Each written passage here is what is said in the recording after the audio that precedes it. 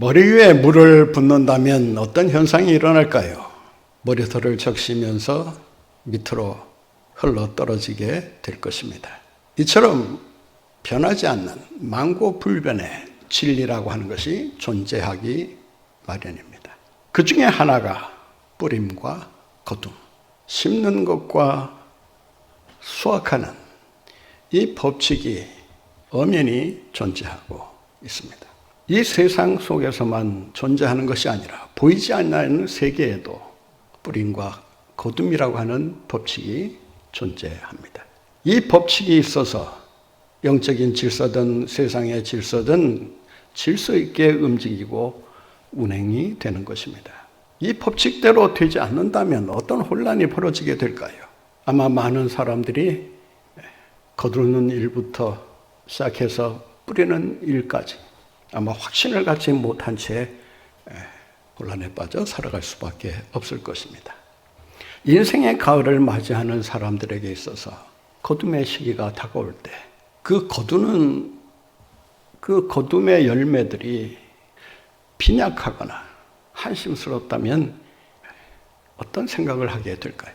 왜 이 정도로 거둘 수밖에 없었을까 후회하기 이전에 내가 얼마나 많은 씨를 심었는가, 내가 무엇을 심기 위해 애썼는가를 생각해 볼 필요가 있습니다. 적게 심었다면 적게 거둘 것이고 많이 심었다면 많이 거둘 것입니다.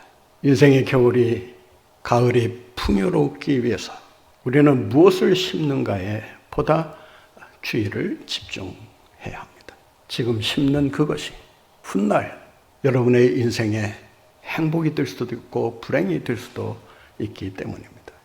뿌림과 거둠 사이에 거둠을 방해하는 요소들이 있습니다. 그러한 요인들을 사전에 제거하지 않으면 원하는 열매를, 결실을 거둘 수가 없다라고 하는 것입니다. 뿌린다고 해서 다 거두는 것은 아닙니다. 뿌렸다 하더라도 과정이 잘못되면 거두는 것이 원하는 만큼의 결실이 되지 않을 수 있다라고 하는 것입니다. 결실을 방해하는 그 요인은 무엇이라고 생각하십니까? 오늘 본문 말씀에 보면 하나님을 불신하는 일이야말로 거둠의 시간이 다가왔을 때 실망할 수밖에 없다는 사실을 우리에게 가르쳐 줍니다. 본 말씀을 한번 같이 보겠습니다. 7절 말씀입니다. 스스로 속이지 말라. 하나님은 업신여김을 받지 아니하시나니 사람이 무엇으로 심든지 그대로 거두리라. 하나님께서 정해놓으신 법칙이 있는데 이 법칙을 무시한다든지 부인한다든지 부정하게 될 경우 그 사람은 하나님의 도움을 받지 못하기 때문에 아무리 많은 것을 뿌렸다 하더라도 원하는 열매를 거둘 수가 없게 된다고 하는 것입니다. 하나님을 업신 여긴다는 말은 무슨 말일까요? 예전 번역은 만홀히 여긴다는 이런 단어를 사용하고 있습니다. 이 단어의 어원을 살펴보면 코웃음 친다, 콧방귀 낀다 그런 뜻입니다.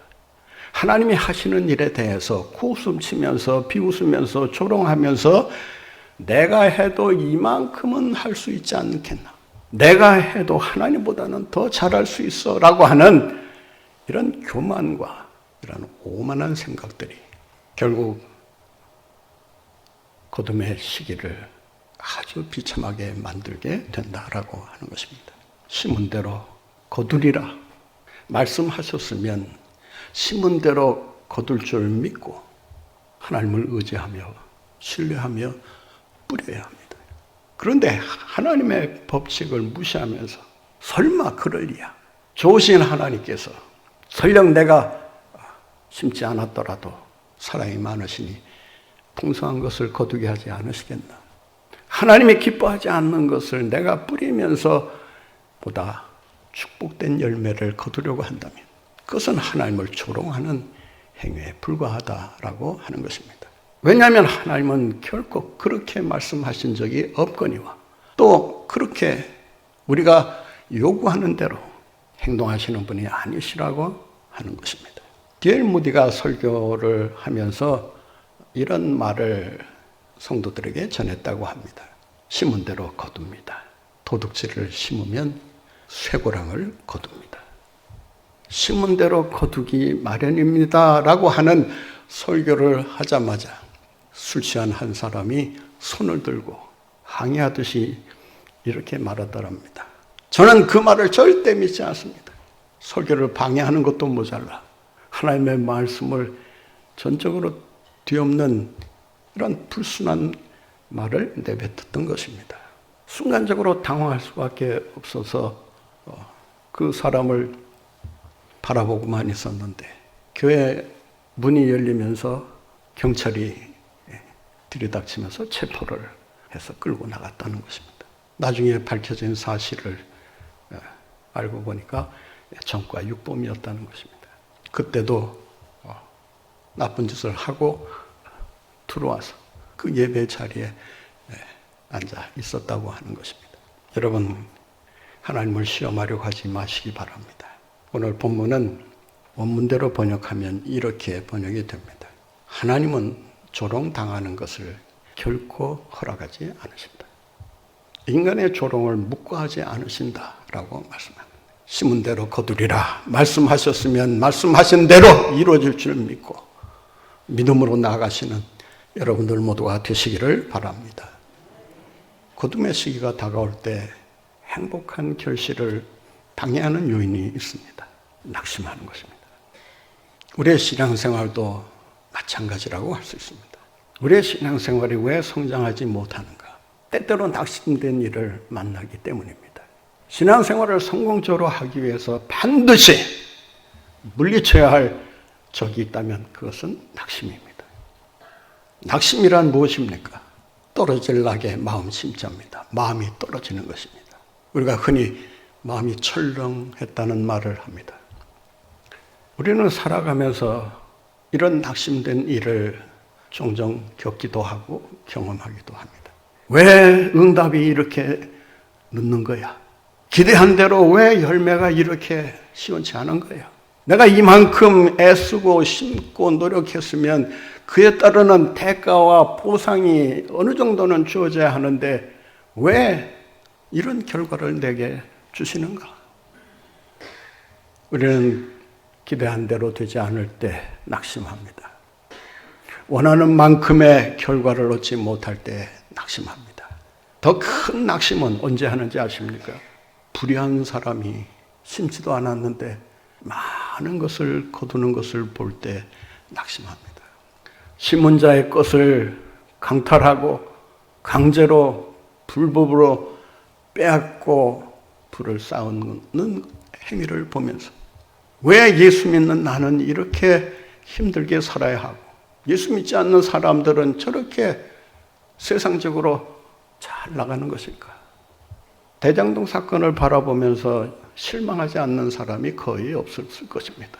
성실하게 또박또박 세금 내가면서 진실하게 사는 사람들의 입장에서 보면 그동안 자신들이 열심히 살아오려고 애쓴 그 모든 수고가 다 헛수고인 것처럼 생각하고 실망하고 낙심하고 절망하는 거 아니겠습니까? 이 세상에서 일어나는 이러한 불의한 일들을 바라볼 때 낙심하게 되는 것입니다. 믿는 사람들 역시도 예외가 아니라고 하는 사실입니다. 하나님 앞에 기도했으면 반드시 하나님께서 응답해 주실 줄 믿고 낙심하지 말고 더욱 기도하며 믿는 믿음으로 승리하며 살아가시는 여러분들 모두가 되시기를 바랍니다. 심은 대로 거두게 하십니다. 심지 않고 거두는 사람을 보면서 부러워하거나 자기 인생을 무의미하게 생각하지 마시기를 바랍니다. 반드시 하나님께서 여러분의 손을 들어주시고 여러분에게 거둠의 감격과 기쁨과 즐거움과 감사를 넘치도록 부어주실 줄로 믿습니다. 때가 이름에 거두리라 기억하시기 바랍니다. 풍성한 결실을 방해하는 요인이 무엇이 있습니까? 거두긴 거두는데 썩어질 것을 거두는 것입니다. 썩어질 것을 거두는 인생, 여러분 어떻게 생각하십니까? 자기 딴에는 열심히 인생을 살아왔을지 모릅니다. 육신적인 야망을 달성하기 위해서, 또 세상에서 성공하기 위해서 나름대로 수단 방법 가리지 않고 열심히 제 딴에는 심는다고 하면서 살아왔을 것입니다.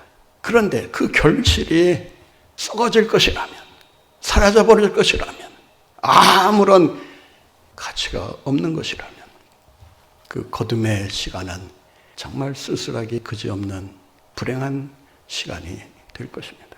오늘 본문 말씀 8절에 보면 이런 말씀이 기록되어 있습니다. 같이 읽겠습니다.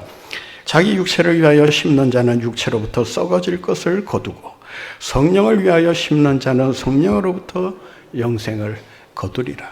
여러분 무엇을 심고 계십니까? 육체를 위해 심고 있습니까? 아니면 성령을 위하여 심고 계십니까?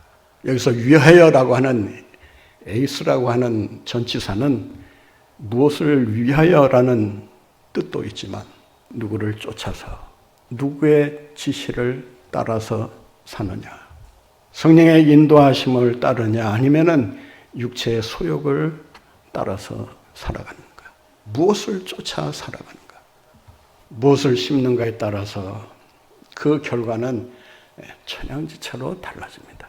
썩어질 것을 위해 심은 사람은 썩어질 것을 거두게 되고, 성령을 위하여 심는 사람은 무엇을 거둔다?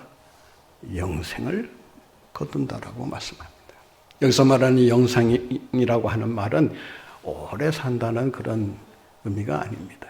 하나님과의 교통 속에서 이 세상에서 누릴 수 있는 가장 큰 행복을 말하고 있는 것입니다. 여러분이 맺는 결실을 보면서 이 세상에서 누릴 수 없는 가장 큰 행복감을 누리고 있다면 여러분은 주 안에서 영생을 이미 여기서 누리고 있다는 증거라고 할 수 있습니다. 썩을 것, 부질없는 것, 형편없는 것, 저질적인 것을 거두면서 나는 성공했노라고 큰 소리에 치는 사람들, 여러분 귀 기울이지 마시기 바랍니다. 그들에게 마음 두지 마시기 바랍니다. 부러운 생각 쥐꼬리만큼도 하지 마시기 바랍니다. 다 썩어질 것들입니다. 우리가 거둬야 할 열매는 바로 영생이라고 하는 열매입니다. 늘 성령의 인도하심을 따라 성령을 쫓아서 살아가는 가운데 영생의 열매를 맺으며 가장 행복한, 가장 성공적인 거둠의 시간을 맛보며 살아가시는 여러분들 모두가 되시기를 바랍니다. 어떻게 해야 우리가 이 결실의 시기가 다가올 때 그 결실을 보며 기뻐하며 행복해 할 수 있을까요? 행복한 결실의 시간을 여러분들이 구하고 있다면 거두게 하시는 하나님이 나의 하나님이시라는 사실을 믿어야 합니다. 심는 것은 인간이 합니다. 무엇을 어떻게 언제 얼마만큼 심느냐 하는 것은 인간이 결정합니다. 그리고 인간이 심습니다. 인간이 뿌립니다. 그런데 거두는 것은 하나님이 하시는 것입니다. 여러분의 인생을 누가 경영해 나가십니까? 누가 섭리해 나가시는 것입니까? 하나님께서 여러분의 인생의 주인이 되셔서 여러분들을 어린 양처럼 돌보시면서 공급하시면서 선한 길로 인도해 주시는 것입니다. 하나님의 도움 없이는 결코 아무것도 결실할 수 없음을 우리는 명심하고 또 명심해야 합니다. 시편 기자는 이렇게 말합니다. 하나님께서 지키지 아니하시면 지키는 파수꾼의 수고가 헛되고, 아무리 뛰어난 건축자가 건물을 세우더라도 하나님께서 세우지 아니하시면 건물이 설 수가 없다라고 하는 것입니다. 태풍을 만나서 1년 농사를 망친 농부의 푸념을 들어보신 적이 있을 것입니다. 아무리 좋은 씨를 심고 좋은 결실을 위해서 수고하고 애썼다 하더라도 하나님께서 허락지 아니하시면 한순간에 다 물거품이 되고 마는 것입니다.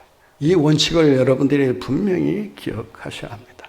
하나님께서 모든 것이 합력하여 선을 이루도록 이끌어 주시고 축복해 주실 때 비로소 우리는 거둠의 시간에 그 풍성한 결실을 기대하며 감사하며 살아갈 수 있게 되는 것입니다.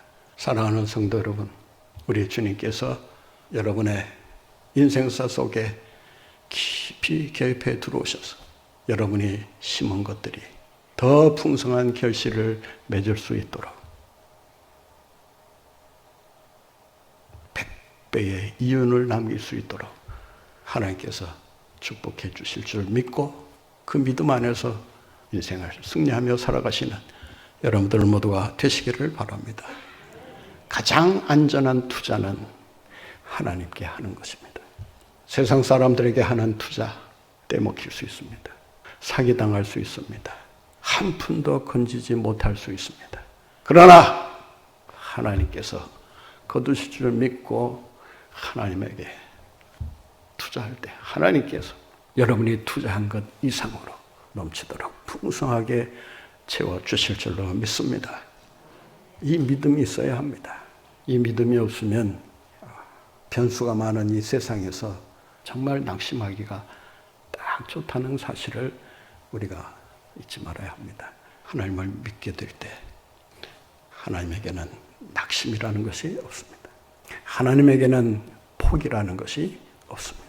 사람은 포기할지라도 하나님은 포기하지 아니하시고 우리가 심은 것에 넘치도록 풍성한 결실로 우리에게 안겨주실 것을 믿고 기대하면서 더욱 힘차게 전진해 나가시는 여러분들 모두가 되시기를 바랍니다. 풍성한 결실의 시기를 우리가 맞이하려면 어떻게 해야 되는가? 지금부터 부지런히 심어야 합니다. 심은 것을 거둔다면 언제 심더라도 심어야 되는 거 아니겠습니까? 심은 것 이외에 다른 것이 나올 수 없다면, 다른 열매를 맺을 수 없다면 무언가 얻기 위해서는 심어야 하는 것이 분명합니다. 언제 심어야 되느냐? 바로 지금이라는 것입니다. 과거에 심었다 중요하지 않습니다. 앞으로 잘 되면, 앞으로 결실을 주님이 풍성하게 맺게 하시면 그때 가서 심겠다. 이미 때가 늦는 것입니다. 기회가 사라질 수 있습니다. 지금 심어야 합니다.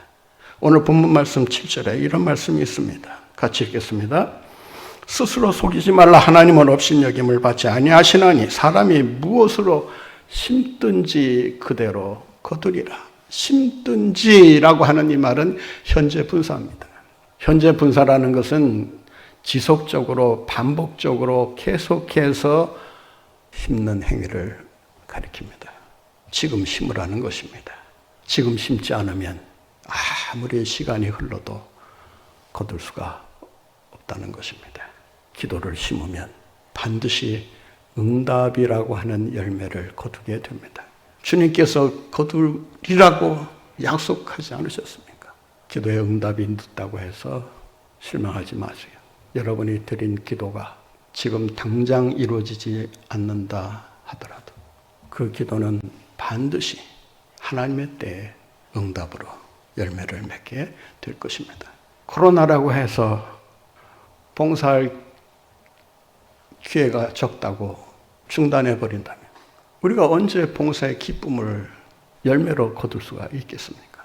코로나로 인해서 전도하기가 힘들다고 해서 영혼구원에 힘쓰지 않는다면, 전도를 심지 않는다면 구령의 열매를 우리가 어떻게 거둘 수 있는 것입니까?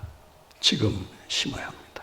부지런히 심고 최선을 다해 심고 주님이 원하시는 풍성한 씨앗을 우리가 심을 때 하나님께서 반드시 거두게 하시는 줄로 믿습니다. 풍성한 결실을 우리가 맞이하기 위해서는 때가 이르면 거둔다는 하나님의 때가 정해져 있고 그 때가 이르게 될 때 반드시 이루어진다는 것을 우리가 기억해야 합니다. 말씀 9절을 한번 보겠습니다. 우리가 손을 행하되 낙심하지 말지니 포기하지 아니하면 때가 이르매 거두리라. 우리 한번 따라해 보실까요? 때가 이르매 거두리라. 믿습니까? 이 때는 카이로스라고 하는 단어를 사용합니다. 일상적으로 흘러가는 시간은 크로노스라는 단어를 사용합니다. 그러나 정해진 때, 하나님께서 이미 계획해 놓으신 때를 얘기할 때 카이로스라는 말을 사용합니다. 영어 성경에는 적절한 때, 프라포라는 단어를 사용합니다. 하나님께서 가장 적절한 때에 주신다는 것입니다. 많은 사람들이 착각하는 게 있어요. 봄에 심고 가을이 되면 열매를 맺을 것이다.